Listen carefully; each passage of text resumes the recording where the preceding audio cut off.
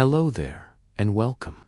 From wherever you're tuning in right now, whether you're cozied up on your sofa with a warm cup of tea, sneaking a peek at this during your lunch break at work, or perhaps even listening to this while you're stuck in traffic, yes, you, in the red car, I see you. I want you to take a moment, just a brief pause, feel that. The gentle rise and fall of your chest, the steady, rhythmic thump-thump of your heart. All seems peaceful, doesn't it? Quiet, orderly. But what if I told you that right now, inside, every single one of you, a war is raging?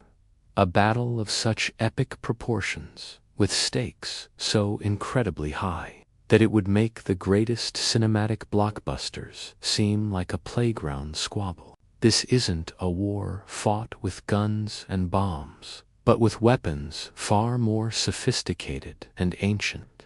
It's a silent, invisible war, and it's happening within you 24 hours a day, 7 days a week, 365 days a year, from the moment you take your first breath to your very last. This is the story of that war. The story of the invisible war inside you. Now, before we dive deep into the cellular trenches and meet the microscopic heroes and villains of our tale, a little housekeeping. We pour a tremendous amount of passion and countless hours into bringing these stories to life for you. So, if you find yourself captivated, if you learn something new, or even if you just crack a smile at my terrible jokes, do consider supporting our content. A simple like, a share with a friend who you think might enjoy this, or subscribing to our channel. It all goes a long way in helping us continue to explore and share these incredible narratives. Your support is the fuel for our creative engine, and we're immensely grateful for every drop of it. All right. Advertisement over. Let's get back to the battlefield. To truly understand this war, we first need to get acquainted with the terrain. Imagine your body not as a single entity, but as a sprawling, bustling kingdom, a vast and intricate realm teeming with trillions of loyal subjects, your cells. Each cell has a specific job, a vital role to play in the grand functioning of the kingdom. You have the diligent workers in the liver, the master communicators in the brain, the sturdy builders of the bones, and the tireless transporters of the blood. It's a beautifully complex and harmonious society, but like any prosperous kingdom, it's a tempting target for invaders. And these aren't your run-of-the-mill marauders. These are cunning, relentless, and incredibly numerous enemies. We call them pathogens, a rogues gallery of microscopic miscreants, from the brutish, single-celled bacteria to the ghostly, enigmatic viruses.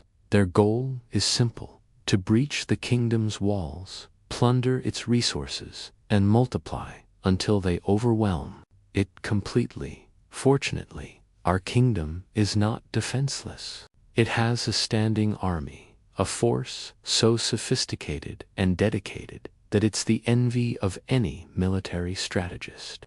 This is your immune system, an intricate network of cells, tissues, and organs, all working in concert to protect you from the relentless onslaught of pathogens. Now, this isn't just one monolithic army. Oh no, that would be far too simple. The immune system is more like a collection of specialized military branches, each with its own unique skills and tactics. First up, we have the first responders, the ever-vigilant sentinels of the innate immune system. Think of them as the kingdom's local militia and border patrol. They're not particularly sophisticated, but they are incredibly fast and always on alert. They don't need to know the specific identity of the enemy. If it's not a loyal citizen of the body kingdom, they attack. No questions asked. Leading the charge of this rapid response team are the mighty macrophages.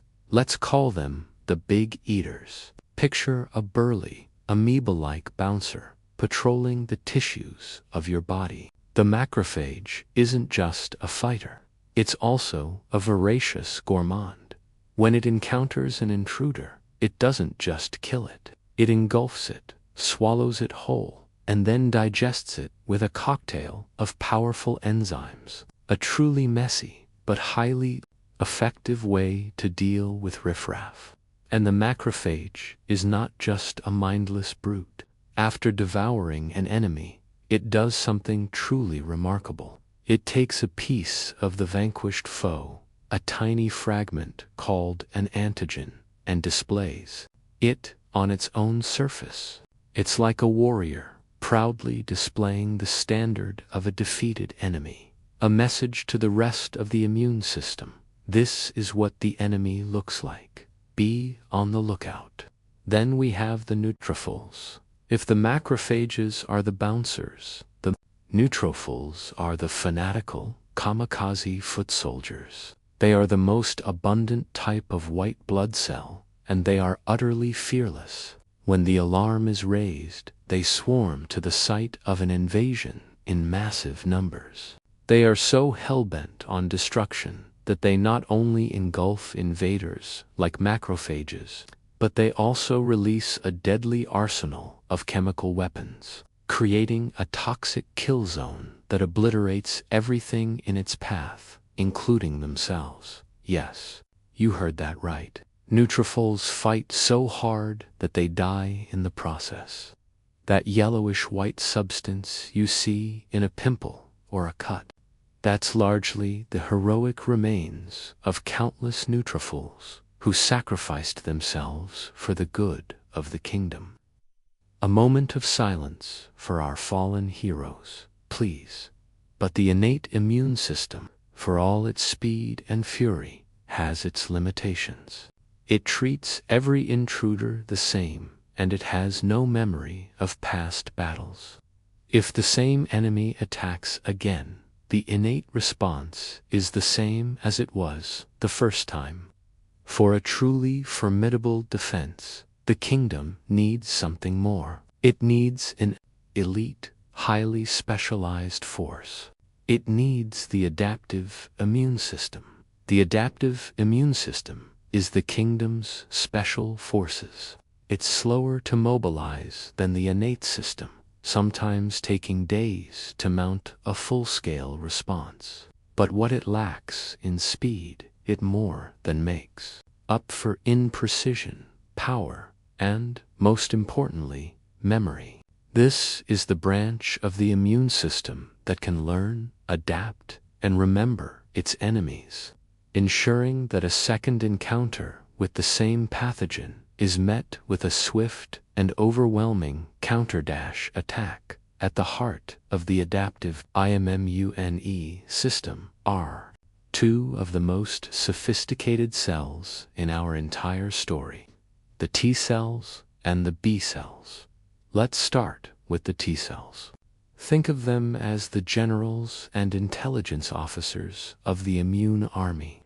They are born in the bone marrow, but they mature in a small gland in the chest called the thymus, hence the T in their name. The thymus is like a rigorous military academy, a boot camp where young T-cell cadets are trained and tested. Only the most capable and disciplined T-cells graduate. Those that can't distinguish between the kingdom's own cells and foreign invaders are eliminated. It's a harsh but necessary process to prevent the army from turning on its own people. There are several types of T-cells, each with a specific role. The helper T-cells are the master coordinators of the immune response. They are the field generals. They don't typically engage in direct combat themselves. Instead, they receive intelligence from cells like the macrophages, those antigen-presenting bouncers we met earlier, and then they issue orders. activating and directing the other. Immune cells. A helper T cell is like a conductor leading a symphony of destruction against the invaders. Then there are the cytotoxic T cells, or killer T cells, as they are more dramatically and accurately known. These are the elite assassins of the immune system. Once activated by the helper T cells, they hunt down and destroy any of the kingdom's own cells that have been compromised by the enemy.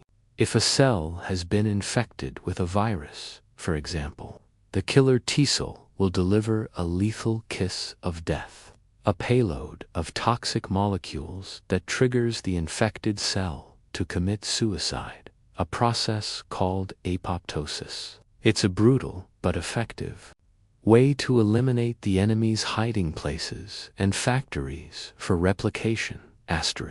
Now, let's turn to the B cells. If the T cells are the generals and assassins, the B cells are the kingdom's weapons manufacturers. Like T cells, they are born in the bone marrow, which is where they also mature, hence the B. B cells are responsible for producing one of the most elegant and deadly weapons in the immune arsenal, antibodies. Antibodies are tiny, Y-shaped proteins that are custom designed to latch on to a specific antigen, the unique marker of a particular pathogen. When a B cell is activated, it transforms into a veritable antibody factory, churning out thousands of these microscopic guided missiles every second. These antibodies then flood the bloodstream and other bodily fluids, where they seek out their targets. But antibodies don't usually kill pathogens directly. Instead, they act like a targeting system. By blanketing the surface of a bacterium or virus, they can neutralize it, preventing it from entering the kingdom's cells. They also act as markers, flagging the invaders for destruction by other immune cells, like our hungry friends, the macrophages. It's as if the B cells are painting giant bullseyes on the enemy, making them an easy target for the rest of the army. So, we have our battlefield, the sprawling kingdom of your body. We have our enemies, the relentless hordes of pathogens.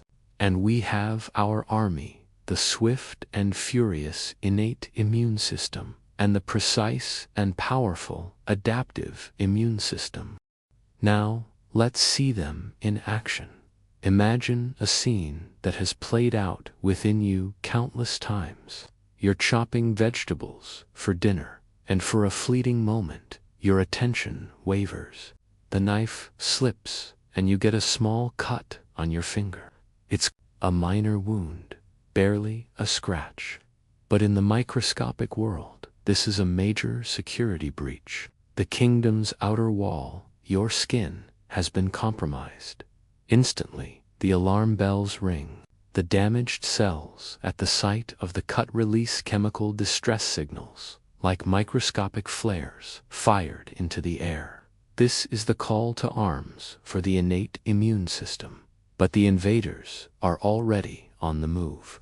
Bacteria that were innocently residing on the surface of your skin, or perhaps on the knife itself, now have a direct route into the warm, nutrient-rich environment of your body. For them, it's like discovering a promised land. They begin to multiply rapidly, feasting on the abundant resources. But their party is about to be crashed. Within minutes, the first responders arrive. The resident macrophages in the tissue, the bouncers on patrol, are the first to engage the enemy. They begin to engulf the invading bacteria, one by one. But the bacteria are multiplying too quickly. The few macrophages present are quickly outnumbered as they fight. The macrophages release their own chemical signals, powerful messengers called cytokines. These cytokines have several effects. They make the local blood vessels wider and more permeable, a process you experience as redness and swelling. This might seem like a nuisance, but it's a crucial strategic move. It's like opening up the highways to allow for the rapid deployment of reinforcements, and those reinforcements are on their way. Heeding the chemical call, a swarm of neutrophils, those kamikaze foot soldiers, begins to pour out of the bloodstream and into the battlefield. They squeeze through the gaps in the blood vessel walls, a process called diapedesis, and home in. On the site of the invasion, the scene that unfolds now is one of utter carnage. The neutrophils launch a frenzied all-out assault. They engulf bacteria, they release their deadly chemical cocktails, and they create a brutal, toxic environment that kills pathogens and healthy cells alike. They fight with a suicidal fury, and within a few hours, the tide of the battle begins to turn. The bacterial invasion is halted, but the battle isn't over yet. The cleanup crew needs to come in. The macrophages, now reinforced by more of their kind arriving from the bloodstream, continue their work. They not only consume the remaining bacteria, but also the debris of the battle, including the heroic remains of the fallen neutrophils. This entire drama, from the initial breach to the final cleanup, might only manifest itself to you as a little bit of redness, a slight throbbing, and perhaps a tiny speck of pus, a minor inconvenience. But underneath the surface, it was a swift and decisive victory for the innate immune system. But what happens when the enemy is more formidable than a few stray bacteria from a kitchen knife? What if the invader is a cunning and insidious virus, like the one that causes influenza? Let's imagine that you're on a crowded bus. Someone near you sneezes, and you inhale a few microscopic droplets containing the influenza virus. The viruses, tiny hijackers made of little more than genetic material wrapped in a protein coat, quickly make their way to the cells lining your respiratory tract like a master lockpicker. The virus uses its surface proteins to trick one of your cells into letting it in. Once inside, the virus takes over. It hijacks the cell's machinery, turning it into a mindless factory for producing more viruses. The infected cell, a once loyal citizen of the kingdom, is now a traitor, working for the enemy. For a while, this silent takeover goes unnoticed. The innate immune system is on patrol, but the virus is hidden inside your own cells. But soon, the newly assembled viruses burst out of the infected cell, destroying it in the process, and go on to infect neighboring cells. The invasion is now spreading rapidly. This is where the adaptive immune system gets called into action. Remember our friend the macrophage. As it cleans up the debris from the virally destroyed cells, it engulfs some of the newly released viruses, and just like before, it displays a piece of the virus, an antigen, on its surface. This antigen-presenting macrophage then travels through the lymphatic system, a network of vessels that runs parallel to your bloodstream, to the nearest lymph node. Think of a lymph node as a military command center, a bustling barracks where T cells and B cells are stationed, waiting for orders. The arrival of the antigen-presenting macrophage is the intelligence briefing they've been waiting for. The macrophage presents the viral antigen to a very specific type of T cell, a helper T cell, whose receptors just happen to be a perfect match for that particular antigen. This is a crucial moment. It's like finding the one key that fits a very specific lock. The activation of this helper T cell is the spark that ignites the full force of the adaptive immune response. The helper T cell begins to multiply rapidly, creating a whole army of clones, all programmed to recognize the influenza virus. These some of them activate the killer T cells. These elite assassins now have their marching orders. They leave the lymph node and travel to the site of the infection in your respiratory tract. There, they begin to systematically hunt down and destroy any of your own cells that are displaying the viral antigen. Any cell that has been turned into a virus factory. It's a ruthless but necessary campaign of targeted assassination to stop the spread of the virus. This is why you start to feel so sick with the flu, the sore throat, the cough, the aches and pains. These are largely the result of your own immune system's scorched earth tactics. It's the collateral damage of the war raging inside you.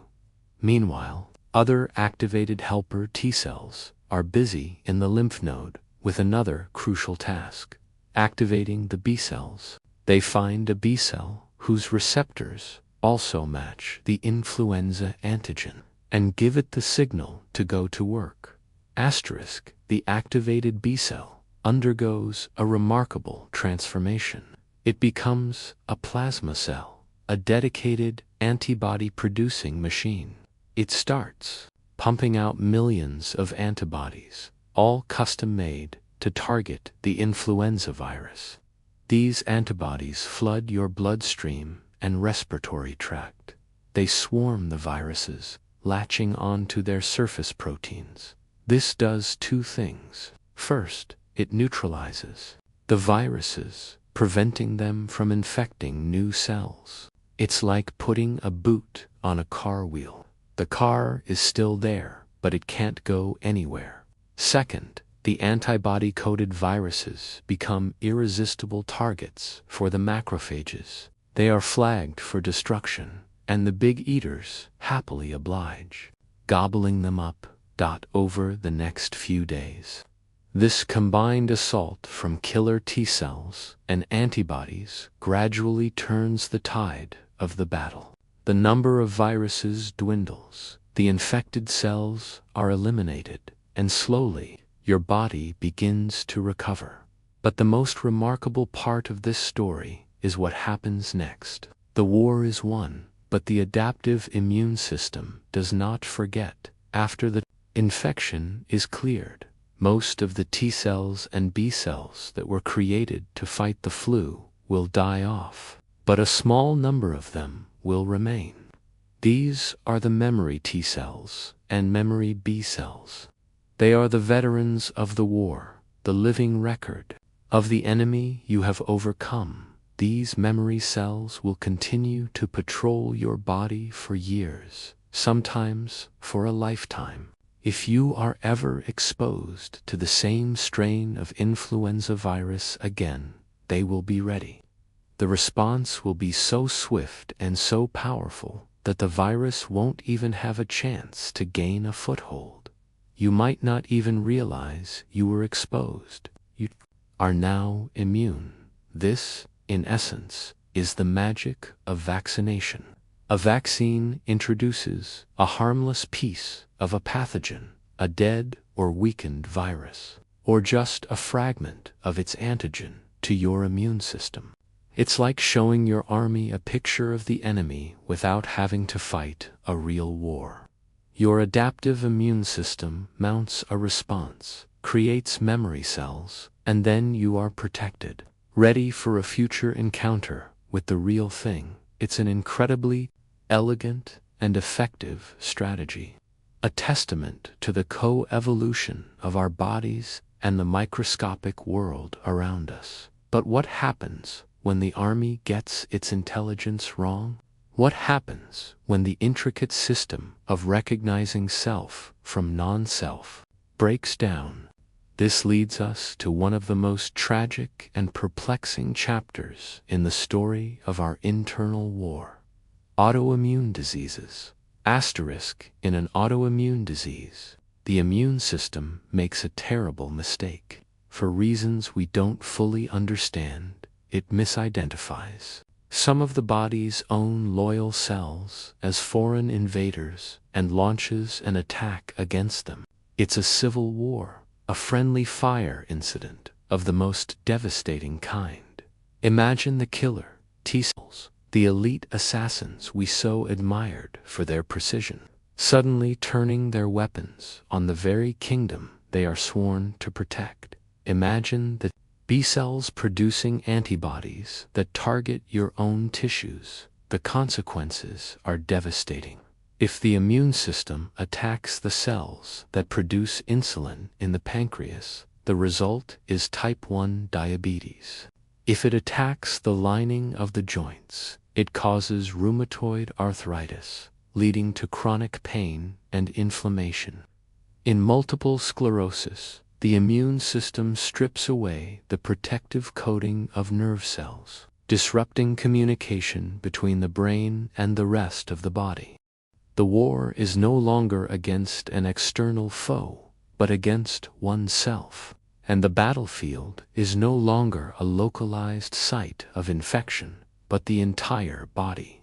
The symptoms of autoimmune diseases are often chronic and debilitating, a constant, painful reminder of the internal conflict. Treating autoimmune diseases is incredibly challenging. We can't simply wipe out the immune system, as that would leave the body defenseless against real invaders. Instead, treatments often focus on suppressing the immune system, trying to quell the civil war. But this is a delicate balancing act, as a suppressed immune system can make a person more vulnerable to infections. It's like trying to disarm your own mutinous soldiers while still needing them to be ready to fight off an external threat. The study of autoimmunity is a frontier of medical research, and scientists are working tirelessly to understand the triggers of these diseases and to develop more targeted therapies, ways to retrain the immune system, to recognize its true enemies, and to once again live in peace with its own kingdom. But the complexities of our internal war don't end there. Just as our immune system has evolved sophisticated strategies, so to have our enemies. Pathogens are locked in a constant evolutionary arms race with us, and some have developed truly remarkable tactics of espionage and sabotage. Some viruses, like the herpes virus that causes cold sores, have learned to hide from the immune system. After the initial infection, the virus doesn't get completely cleared from the body. Instead, it retreats into nerve cells, where it lies dormant, invisible to the patrolling T-cells. It can remain there for years, waiting for a moment of weakness, a period of stress, illness, or a weakened immune system to re-emerge and cause another outbreak. It's a guerrilla warfare tactic, a way to survive and fight another day. Other pathogens are masters of disguise. The influenza virus, for example, is constantly changing its surface antigens, a process called antigenic drift. This is why you can get the flu year after year. The virus you encounter this winter is slightly different from the one you fought off last year. Your memory cells might not recognize it as effectively, and so your immune system has to mount a new response. It's like the enemy is constantly changing its uniform, forcing your intelligence officers to relearn how to identify them. And then there are the true masters of sabotage, the viruses that don't just hide from the immune system, but actively attack it. The most notorious of these is the human immunodeficiency virus, or HIV. HIV is a particularly insidious enemy because it targets the very heart of the immune command structure, the helper T cells. the generals of our immune army. HIV infects and destroys helper T cells, gradually depleting their numbers. As the helper T cell count dwindles, the immune system's ability to coordinate a response to any infection is severely compromised. Like taking out the command and control center of an army, the soldiers may still be there, but they have no one to lead them, no one to give them orders. This is why HIV doesn't usually kill people directly. Instead, it leads to acquired immunodeficiency syndrome, or AIDS. A person with AIDS has such a weakened immune system that they become vulnerable to a whole host of other infections, so-called opportunistic infections, that a healthy immune system would easily fight off. It's these opportunistic infections that ultimately prove fatal. The battle against HIV has been one of the greatest challenges in modern medicine, but it has also been a story of remarkable scientific achievement. The development of drugs has transformed HIV from a death sentence into a manageable chronic condition for many people. These drugs don't cure HIV, but they can suppress the virus, preventing it from replicating and destroying helper T cells, allowing the immune system to recover and function. It's a fragile truce, a stalemate in the war, but a truce that has saved millions of lives. As we delve deeper into this invisible war, it becomes clear that the weapons and technology employed by both sides are nothing short of miraculous. This isn't a war of brute force, but of incredible molecular precision. We've talked about antibodies, those Y-shaped guided missiles, but how are they so specific? It comes down to a process of genetic shuffling that happens as B cells develop. Your body doesn't have a separate gene for every possible antibody it might need to make. That would require more genes than we have in our entire genome. Instead, B cells create the incredible diversity of antibodies by mixing and matching different gene segments.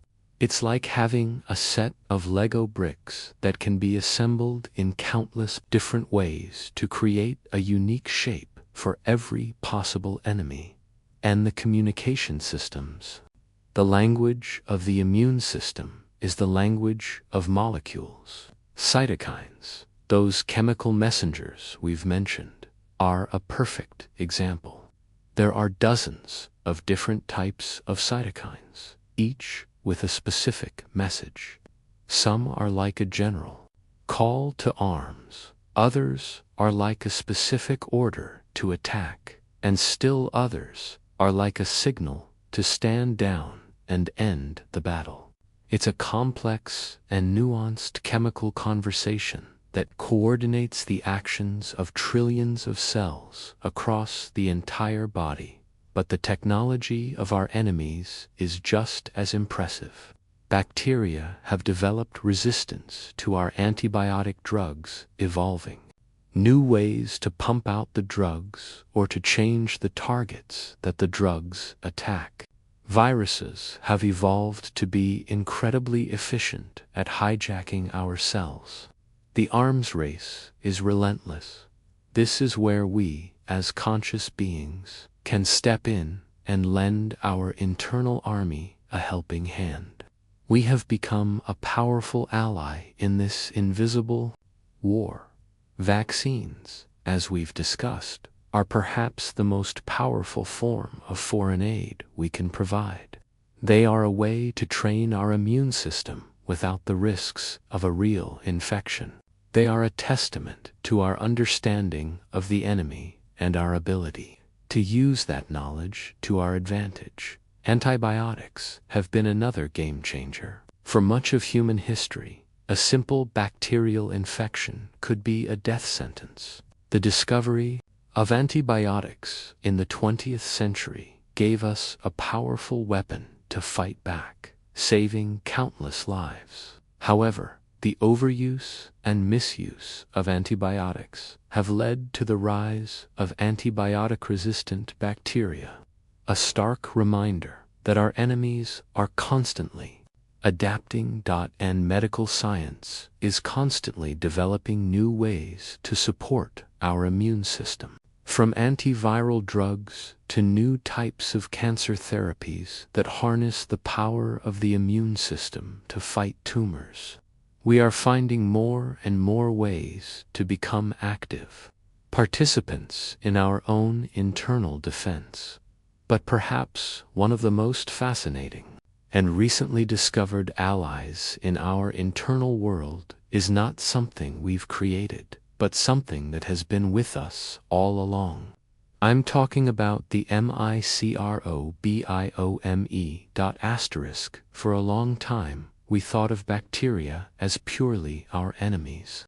But we now know that our bodies are home to trillions of bacteria, viruses, and fungi that live with us in a largely symbiotic relationship. The vast majority of these microbes reside in our gut, and they form a complex and dynamic ecosystem known as the microbiome. This microbiome is not just a collection of freeloading passengers. It plays a crucial role in our health, including the health of our immune system. The friendly bacteria in our gut help to train our immune system from a young age, teaching it to distinguish between friend and foe.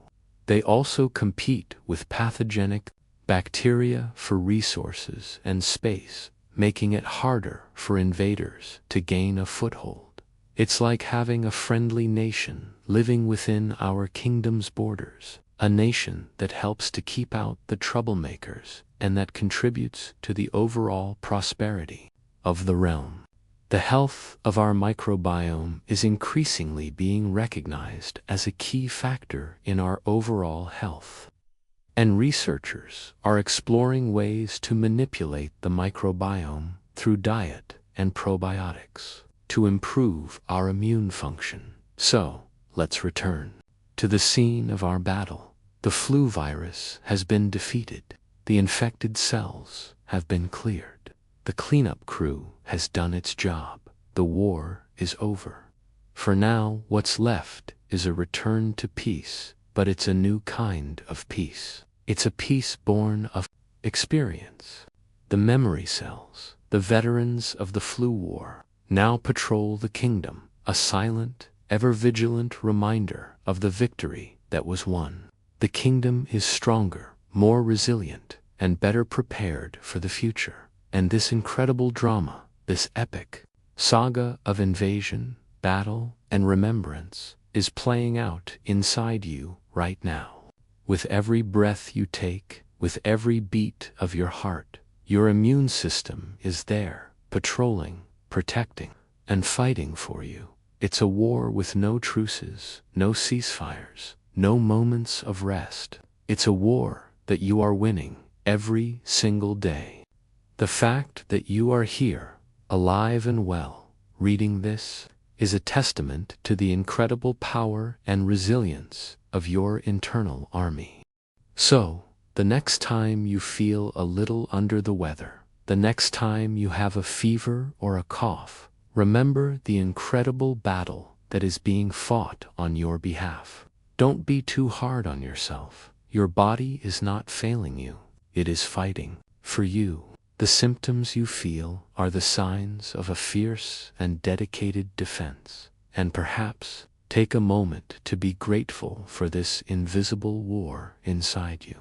Be grateful for the tireless sentinels, the fearless soldiers, the brilliant strategists, and the meticulous weapons manufacturers that make up your immune system. They are the unsung heroes of your life's story.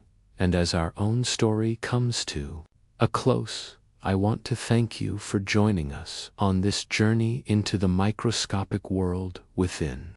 It's a world more complex, more dramatic, and more inspiring than anything we could invent. We hope you've enjoyed this deep dive, and that it's given you a new appreciation for the incredible machine that is your body. And if you've been entertained, or if you've learned something new, I'll gently remind you one last time to consider supporting our work.